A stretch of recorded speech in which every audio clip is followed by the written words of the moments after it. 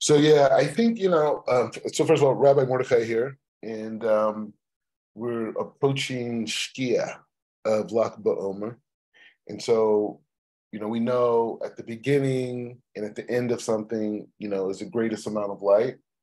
So there's a tremendous amount of light coming down right now, and we're in Jerusalem, and we're close to where Rav Shimon is buried at. I mean, we're not exactly close. We're in Jerusalem. We're like, hours away of a bus ride, but in comparison to the rest of the world, we're relatively close. But, I want to just like, we have to go to new levels, right? We have to go to new levels, and we have to push ourselves, and we have to think, because now you have to think,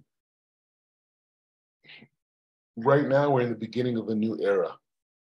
And when I say we're in the beginning of a new era, I'm saying it from the context of there's a dramatic shift in how the whole world functions, right? And how we perceive ourselves. It's all changing like right now, right? And maybe a way to kind of define it, right? And we're talking about something much bigger, but we're defining it. Let's talk about it from the frame of artificial intelligence, right? And this new human-like intelligence that's able to be perpetuated by computers, meaning that many of the mundane things that we do every day, right?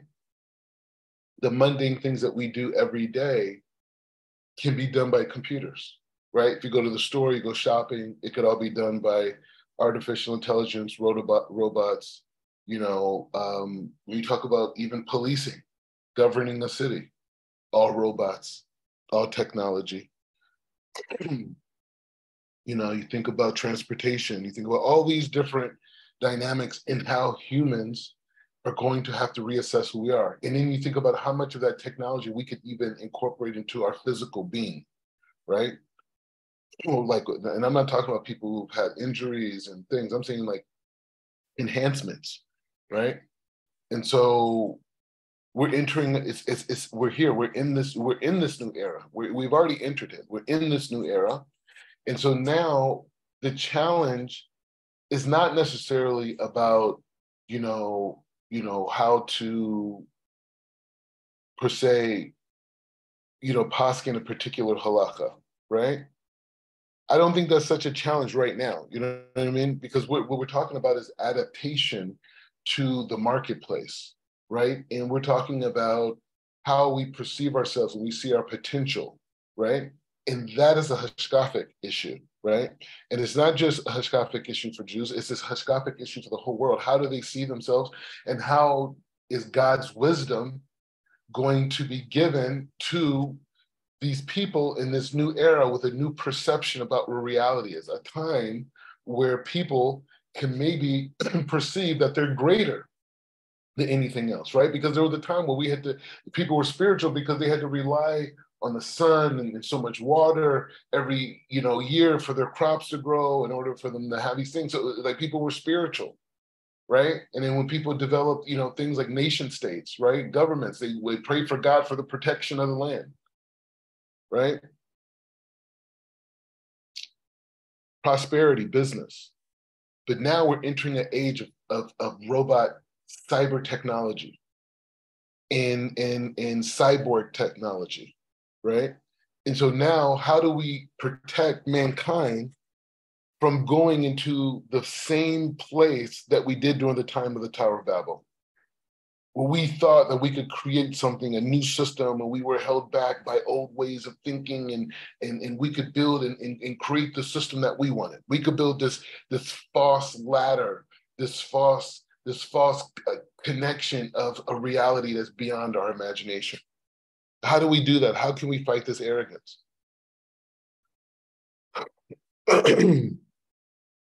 These are the thoughts. These are the thoughts connecting to the light of Hashem, the light of the life of Rabbi Shimon, the light of the Zohar, the light of the Sod, the light of the inner essence of the Sod, of the wisdom, the access to the whole reality that allows us to even understand that ultimately everything is going to continue on. Ultimately, Mashiach is going to come. Ultimately, the best situation for you is going to happen. It doesn't matter if you're looking for, an apartment or you're building a corporation, right? The best situation is going to happen for you, whether you understand it conceptually or not, right? And that's the important part about life, is having that clarity in reality to understand that no, you're in Hashem's reality. This is what Hashem wants. You're only gonna do, Hashem only wants the best for you. And obviously keeping Torah and mitzvot allow us to understand that and to build the relationship with that. Because we have an ego, and that ego could convince us all these different types of things. But how do we deal with this new reality, this new emergence of expression? And how do we make sure that the world population doesn't go into a place of Avodah Zarah, where we start thinking that we are bigger than the Creator? Another challenge that we have is, how do we incorporate, or how can we take advantage of this new emerging economy that is propelling people to think of themselves past laborers, right? People who are laborers, people who wake up every day and they went to school and they learned certain skills, and then those certain skills, they went and applied those certain skills into the workforce, and they were able to gain wages, and that allowed them to afford a certain life. Now that aspect of learning skills to apply to a marketplace is dwindling to none, because now we have artificial robots that can do that for us, right? We have robots that can do that for us. So if that's the case, right? If that's the case, then I think I may have a family meeting. Hold on.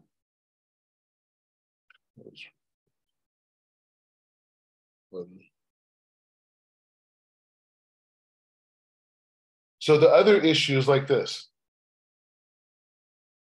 Now that the whole dynamic of physicality is like, we're not that same protocol of life, right? Where we had this system. Now that doesn't exist, what we're saying now is like, so now what does a person contribute to the marketplace? If artificial intelligence, right, is now able to do these things, how do we exchange? What does the marketplace look like now?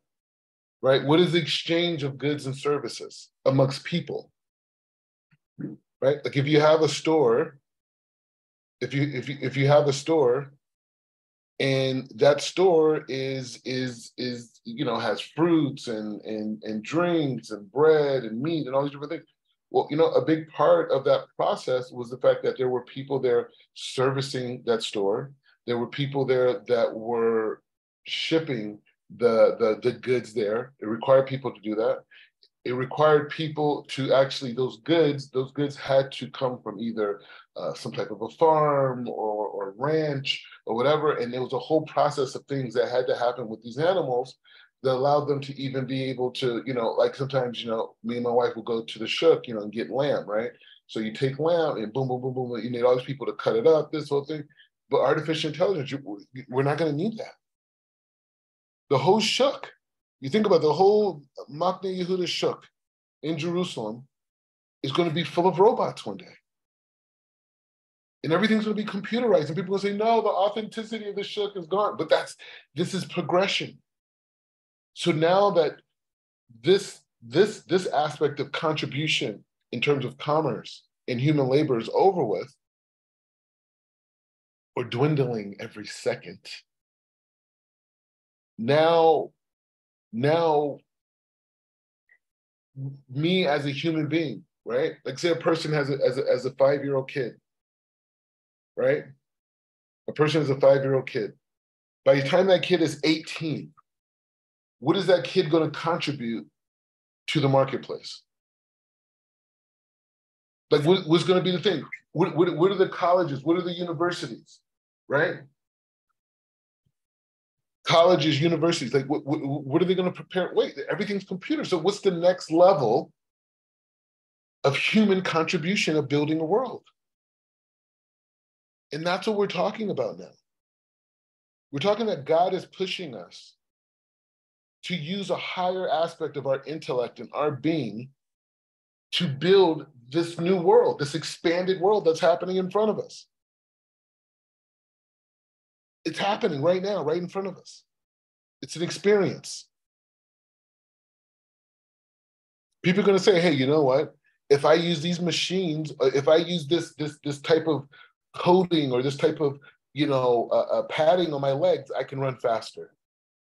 Just a matter of time. I could use my joints by more expansively by contouring them this way with this type of a bodysuit. It already exists, but I'm saying in terms of the everyday person having access to it, and it's changing sports and it's changing rules.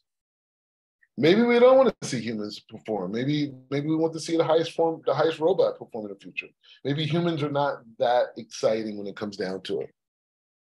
Maybe we'd rather see robots that could jump, 80 feet in the air and slam dunk. You know what I mean? I don't know, right? And the coders are the new champions, right? So this is the imagination. This is what we have to be able to see right in front of us. And the question is, how do we bring Torah into the how do we allow people to see God in that reality? How do we know that the whole purpose of all this evolution is success is to honor Hashem, is to be able to bring more ruknis, to bring more kedusha, to do more mitzvot, to create more akdus in the world? How do we do that? And that's what we're talking about. Right? As the sun is almost completely going down, reaching Shkia, which is like the apex of the light of Lach BaOmer, Hod of Hod, the deepest aspects of clairvoyance.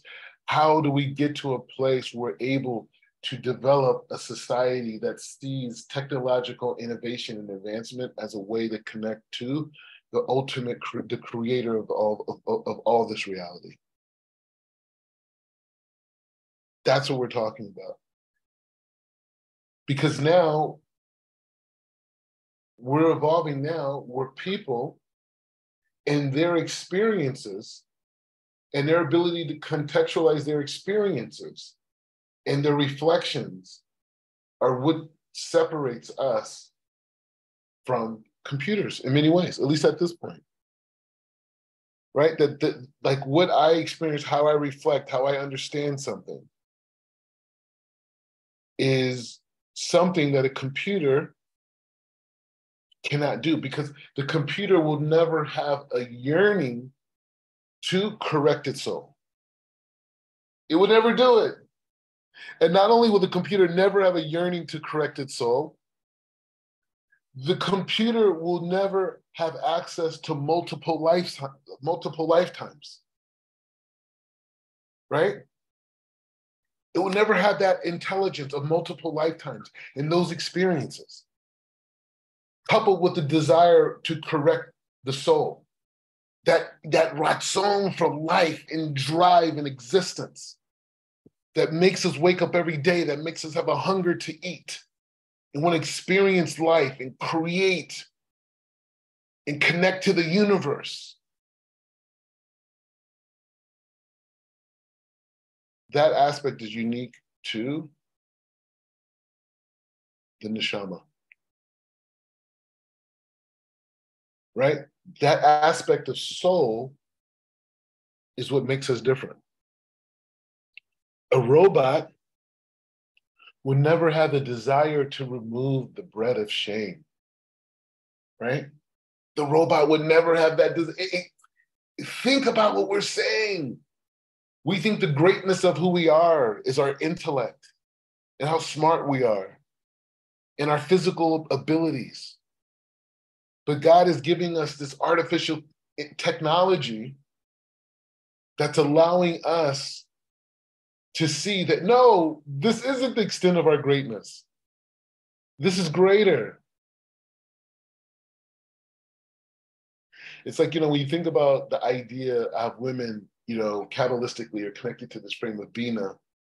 And Bina is this kind of like expression of Chokhmah, right? This idea, this kind of like this process. And, you think about, women, and you think about like Like they're connected to the inner essence of the expression of understanding, right? Like that's the thing. Everything that manifests is connected to the experience of Bina. And you think, like you get to, you think about most guys, not all the time, but most guys, when they're younger, they see a girl that they're attracted to. They're like, wow, she's hot. She's hot. Whoa. Their male desire for reproduction is charged, yeah? For whatever reason. Some people say it may be this, it may be that, whatever. Every guy has their thing, right? But what happens is they get married, and the physical attributes, whether it's through time, age, children, changes with the woman. She doesn't look the way she did at 19, at 48. Sometimes, every once in a while, but most of the time that's not the case, right? Especially if they have children and they have a great, they have they have parnasa, therefore they have great Shabbos meals and these things, it just, people change, right? So what is God doing? Why would God bring me in like this? But then ultimately that aspect dissipates. Maybe we could say that the reason why that exists that way, because the true beauty of a woman is her wisdom, is her understanding, is her connection to Hashem. So if all I was doing was just focusing on her physical attributes, then maybe that aspect of the revealment I would not have. I would never been able to connect to. It's only through the changing of her physical that it allows me to connect to a higher element of who she is, which is the wisdom. And that's the idea of building a family and a life with a woman. It's like you get to understand and experience these different aspects of the creator, right? That are expressed through this entity called woman, right? This is the idea. So in that same way, Hashem wants us to connect to a higher level of the beauty of the woman. In that same way, we're supposed to connect with this artificial intelligence and connect to a higher level of ourselves and what makes us unique. So the sages say like this, okay? When they describe this whole concept, this whole narrative of the world, right? When the sages describe this whole narrative world, you know how they start this conversation off with? They say that, like, for example, the Midrashim says, thousands of years, whatever, before the physical world was created, God created 7 entities. And these 7 entities were not physical at this time because the physical world was created, but they were energies of these 7 building blocks that all of reality would come out of, right? Right, we talk about it, it's the Torah was the first thing. The second thing was Tshuva. The third thing, I think, is Gan Eden. I think then it's Gehinnom. And then you have the Kisei HaKavod, and you have the Beis HaMikdash, and then you have the name of Mashiach, right? These are the 7 things, right? And so these 7 things are not physical, it's not the basic Mikdash, it's like floating in space, right? Because there's no earth. That's not what we're talking about. We're saying the energy vibration that represented this idea of a physical expression of God's Shekhinah into the physical world, that was created before the world was ever created. That there would be this duality of the Kisei HaKavod and the Beis HaMikdash working in unison together to govern the upper worlds and the lower worlds and creating this harmony of God's presence, right? That's thousands of years before the physical earth is going. The sages, the Kabbalists go even further. They go even further back in time. We're going further past that, right? I just gave you an intellectual mechanism through the Midrashim to conceptualize what thought consciousness before the physical, before Hashem says Bereshis bara Elohim, before that was said, before the Torah expresses that idea, before that, thousands of years before that, there were 7 building blocks. And these 7 building blocks were not physical. right? And that's the Midrashim. So we're going back even further now, right? And we're going back even further and going back further. The sages say that the creator, we don't understand the totality of the creator, so we're talking about this aspects that we are privy to understand. And this aspect that we're privy to understand is how this physical world came into existence. And so the Kabbalists teach, okay, we're still connecting to Rav Shimon, we're still there, we're still connecting to Rav Elazar, we're still connecting to me coming out of the cave, we're still connecting to the fire of the Torah is inside of us. We don't need a bonfire. And so the thing is that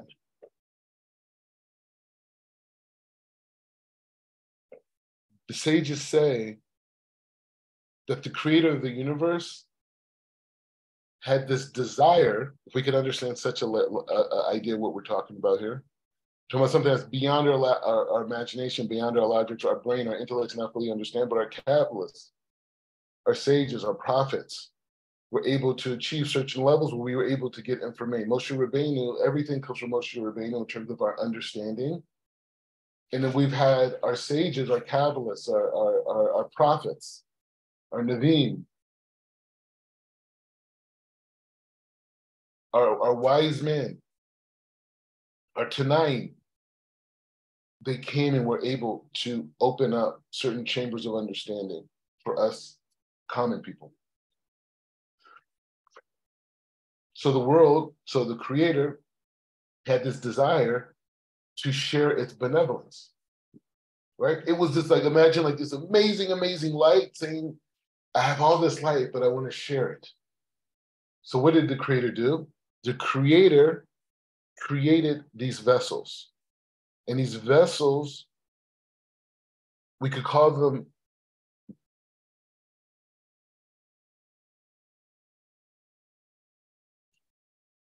the living souls.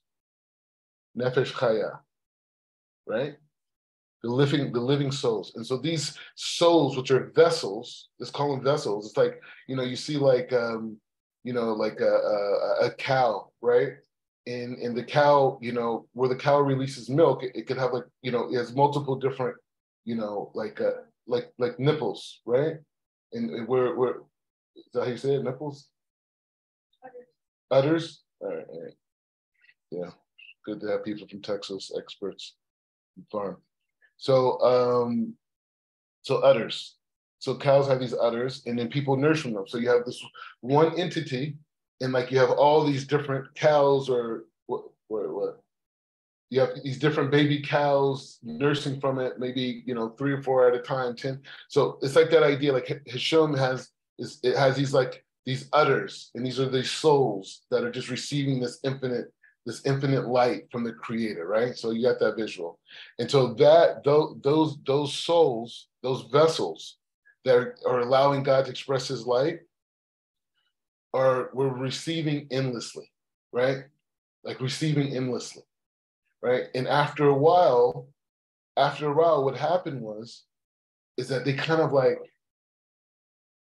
they started to have this desire to not just want to receive, but to be like the creator and share itself. It's like, imagine like, I'm from LA, right? In LA, I would say one of the coolest parts about LA is the restaurant scene. Like, it's just cool restaurants. Everything's about restaurants and hanging out at restaurants and being at certain restaurants and eating at certain places. It's like a status thing. Oh, so what'd you do last night? Where do you have your meetings? Whatever, right? So imagine you go to like, say the top restaurant. I don't know. I haven't been in America in almost 7 years, so I have no idea what considered a good restaurant is at all. But just say, there's a place like, say it's a place called Shiloh's, right? And Shiloh's is a big steak place, the top steak place, best wines, everything, amazing kosher chefs, everything, right? And so you say your friend, who's like a really rich guy, he says, hey, come with me. Let's go out to eat on me, right? You're like, all right, kind. You go out, amazing meal, steak, this, boom, boom, boom. Then you go home, right? A couple of days later, he's like, hey, man, I want to take you out to eat. He's like, all right, man, all right. And he does it, boom, steak, boom, this whole thing, right? And he keeps doing it, keeps inviting you out. After a while, you're going to be like, you're not going to feel good about it, right? Like you ever had that one person or that one experience where they just kept giving you something and you really didn't want it, but it's like you felt obliged to take it, right? Have you ever had that experience? Like that's what we're talking about here. We're saying like these vessels that were connected to the creator of the universe were like receiving endlessly, and they were like, no, I don't want to, I want to go out. I want to pay for the dinner myself. I want to take you out now. Let me do something for you. Come on, come over to my house. Let me do something. Like, no, we do not. Don't do anything for me. Just keep taking the dinners over and over again. That's bread of shame. And this is something that the AI technology will never have because it's not built. No technology is built in this creative system, right? They're just a byproduct, right? And we're going to get to that soon. So God says that when these vessels got to this point, that they wanted to be like the creator, there was like a massive revolution. It was like almost like they had a meeting, all the souls that were receiving endlessly from God. They met in a town hall meeting, and there was like a Joe Biden type soul, and he says, we're not going to receive endlessly from the creator anymore. We're not going to do that. We're going to reject it because we want to share ourselves. And this is what these souls were saying. And so they go back and they start rejecting. And so this rejection of wanting to be sharers themselves, this rejection created a void, an impure void. And this impure void became the reality of the world that we see around us. The world that we live in is an expression of a rejection of the light, a rejection of the bread of shame, a rejection of the bread of shame that we were receiving in the endless world. That space became this physical reality. So everything that you see. So when you read Bereshit, when you read in the Midrashim and they talk about those 7 things that were created thousands of years before the physical world was created, when you read about that, you're reading the expression of these souls that rejected this endless light from the creator and wanted to be the cause themselves. That's what you're reading. You're reading the different dimensions of how that expressed itself. First, it started with Torah, then it came with Tshuva, then it came with Gehinnom, Gan Eden, Kisei Kavod, Beis Hamikdash, the name of Mashiach. All of this is part of these vessels wanting to express themselves like the creator and creating a void because of that so they can have something to contribute themselves, the physical reality. And so what happened next? After that void was created, then the thought consciousness of these souls that saw this new reality, they went even a step further and they projected and manifest these clay bodies. These clay bodies.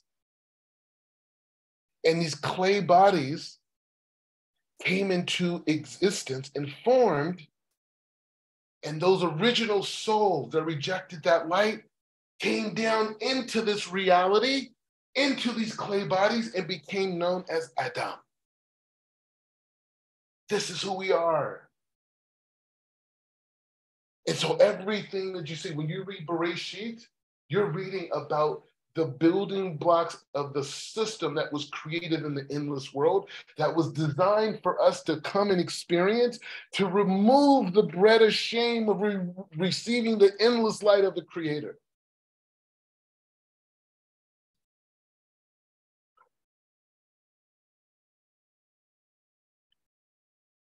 So why is this significant?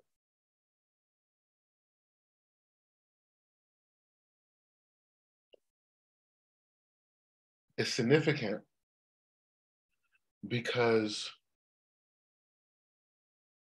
understanding this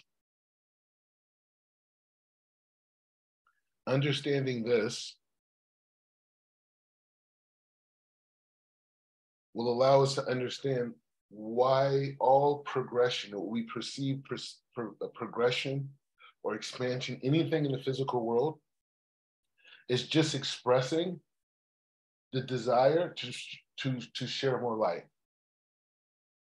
And so to the point that these original souls that were in the endless world with the creator, they even came and projected even lower souls, not at their capacity, but other types of souls.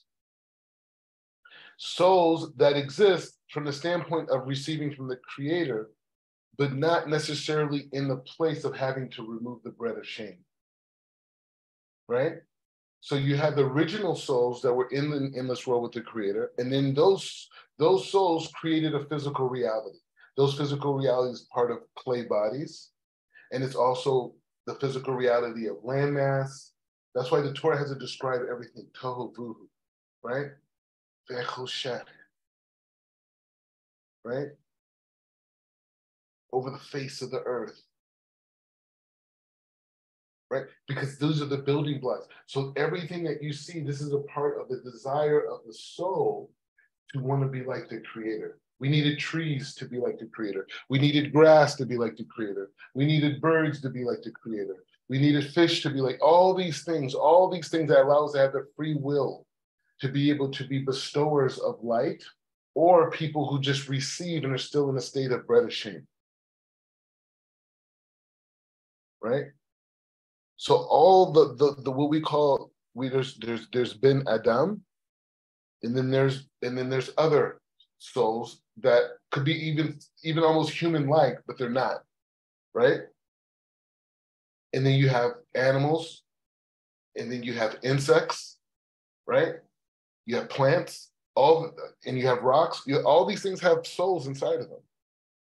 But the highest souls is what we call Adam, Kadmon, right? And that soul was connected, that massive super body collection of souls that we call Adam Kadmon, that soul was connecting and receiving this light from the endless world, and then came down into this world, into physical bodies, and became Adam Rishon. And then later, there were created entities that were similar, right? Or before, that were similar to this idea of Adam Kadmon or Adam Rishon, but it was a lesser dimension.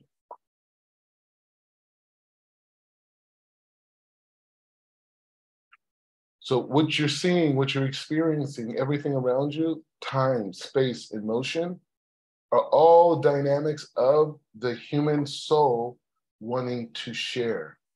Now, this is the catch. We were given this idea of bechira, this idea of free will. And so this free will gives us the ability to stay in this place of bread of shame where we're just endlessly receiving and not sharing. Or we could express the reason why we were created in this world, which is to receive for the sake of sharing, because this is the whole point of creation, because we're trying to remove the bread of shame. This sharing isn't just about being a good person. No, it's about manifesting the reason for creation. That's what we call someone a tzaddik, someone who's humble and modest and caring and giving. When we talk about that, we're talking about the person who's acting out the reason why we were created.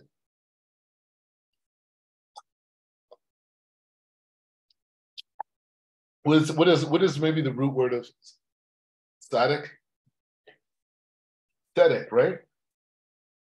Justice, right? A person who's a tzaddik is a person who justifies his life, right? You justified your life. I came in this world instantly nursing from my mother. Why was I nursing from my mother when I was first born? Because that's reminding me of the state that I was in, that I came from.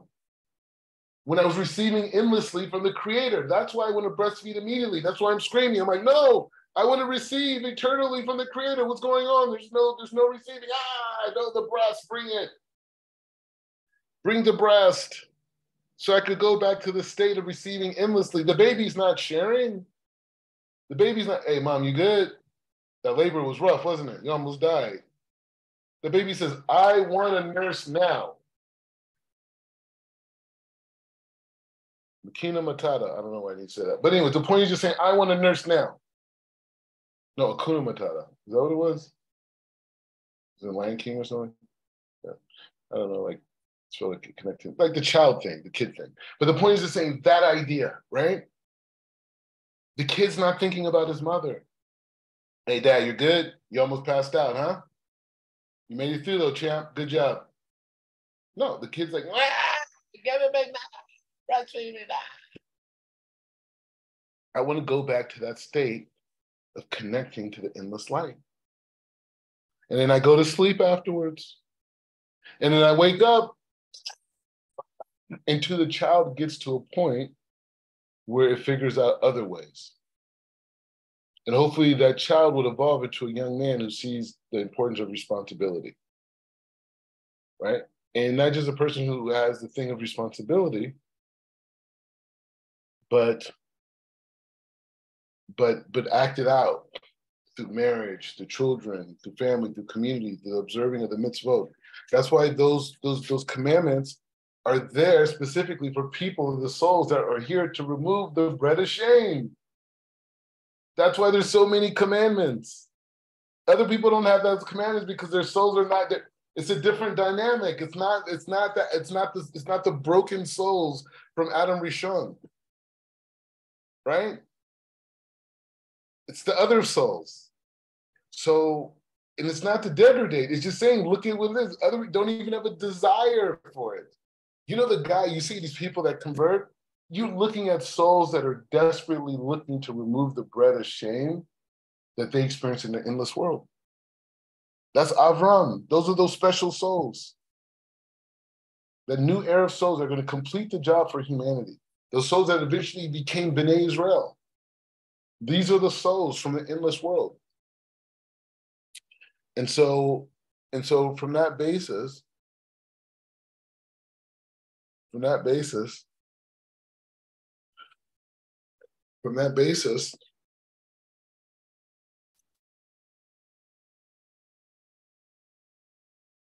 you'll see that the whole purpose of the human entity is to transform itself.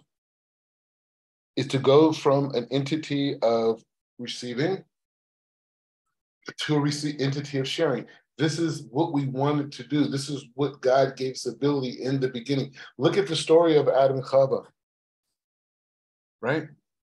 One soul, two souls, one soul representing a whole column of energy, meaning Adam, another soul representing another set of columns called Chava, right? And what are they doing? They're in this endless perfect reality, receiving endlessly from the Creator.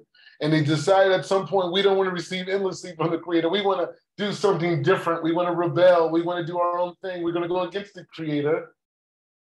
And what is Nachash telling him? Oh, he doesn't want you to be like him, right? Is that what the Nachash said? Isn't that what the Nachash told Chava? That the Creator doesn't want you to know that you could be like him too?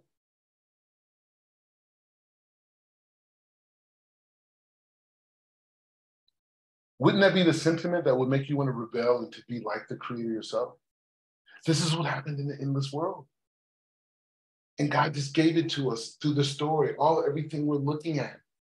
When we go through the Tanakh, when we go through the 5 books of Moses, we're talking about souls and the disbursement of souls and the different levels of these souls and the correction of these souls, the souls transforming themselves, souls going from selfishness to being responsible, from being receivers to being givers.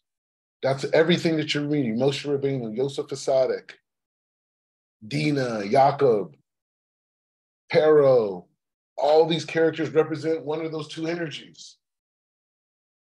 The Torah is not just a book of fables and stories and good moral lessons. It's literally a cosmic code explaining to us our experience in the endless world. And we have access to the knowledge. We're living in it. Aren't we excited? So that's the thing.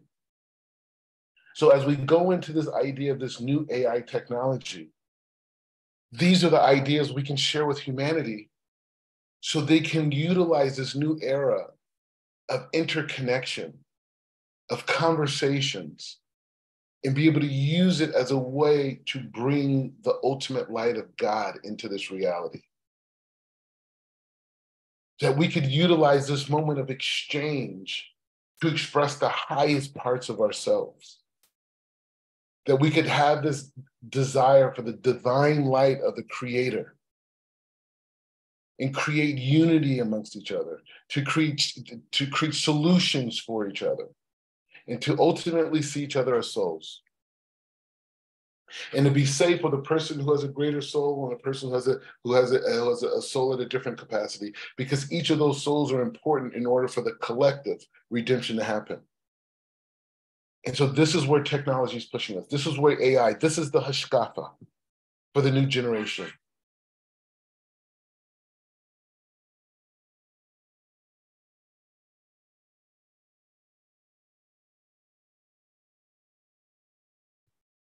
This is the Hashkafa for the new generation.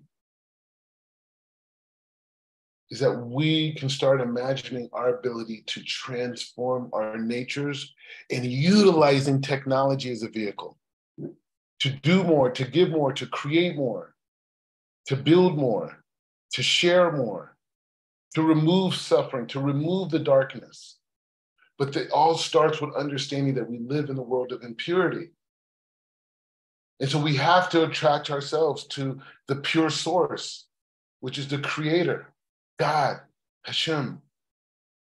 That's what we have to connect ourselves to. So this is an ongoing conversation. This is like a Torah that I'm going to be doing a series of when Hashem, when I feel that inspiration. You know, one of the things, I've been learning the Tanakh in depth, and it allows you to feel comfortable with the voice of Hashem. Because people didn't have that super connection, that punning to punning connection that Moshe Rabbeinu had, or even the El Shaddai connection that Abraham and the Avos had, right? And they weren't around. Like Yosef Asadiq may not have had that in-depth one-on-one connection with Hashem, but he was immersed in that reality because of his family. So when you go into the Tanakh, you see people that, in some ways are imperfect, and people have made mistakes, but nevertheless, God spoke to them. God directed them. God gave them solutions. God came to them in dreams. He spoke. So that intimate experience for people who are closer to our level, not saying we're on their level, but closer, can allow us to be comfortable with say, you know what, when I have that inspiration, that's coming from the Creator. And even when I have another emotion that may not be good, like say a person gets angry, that's also from the Creator too. But the question is, why did He give it to me? What am I supposed to do with it? So the opportunity going forward is to build a hashkafa, to build an outlook, to build an expanded understanding that Hashem is giving us this new technology to propel us to see greater aspects of ourselves. That we could see that we are much more than just physical labor, that we're much more than just memorizing facts. We're much more than learning a skill set, that we are entities that are supposed to bring the light of God into this world and to correct our souls. And by doing that, the manifestation, because our souls are what's manifesting this reality. Our soul's desire to remove the bread of shame is creating the reality. Just in the same way that it created in the endless world, it's creating it now. Every evolution, everything that you see is a byproduct of the soul's desire to remove the bread of shame from the endless world. So if that's the case, we have to build an outlook that could allow us to connect the desires of our soul with our intellect. And by bringing the desires of our soul and our intellect together, then we're going to experience the manifestation of that desire to remove the bread of shame in the highest way. And I think that is where the seventh entity that was given to us before the world was created, that is the name of Mashiach. It's us creating this new reality where the desire to remove the bread of shame is greater than our desire to be separate from each other, is greater than our desire to be ruled by our lower desires. It's greater than all those things. And then we manifest a reality of Mashiach, this unified consciousness of oneness, where we're in a state of receiving for only the sake of distribution.